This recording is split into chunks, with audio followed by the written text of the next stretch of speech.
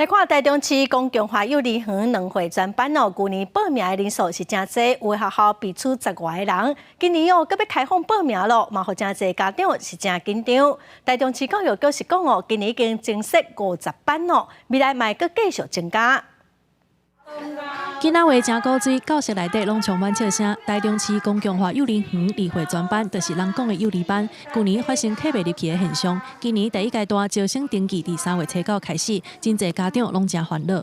希望大家都可以上学校去读书。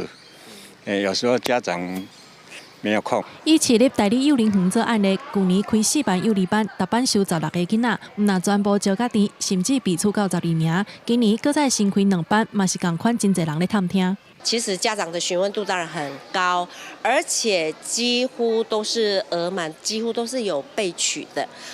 然后如果以今年来讲，虽然还没到报名的时间，但是目前也是以幼幼专班的家长的询问度最高。 园方认为，少子化的时代，公共化幼儿园例会专班名额煞袂赴期，甲第二梯学费补助政策有关系。佮加上学校名声好，毋才会安尼。台中市教育局强调，108到112学年度，两会专班已经加设116班，目前有122班，会当收1875人。等咧半点2月体继续增班。教育局将持续盘点可用的空间以及各区幼儿园招生的能量，透过新社园。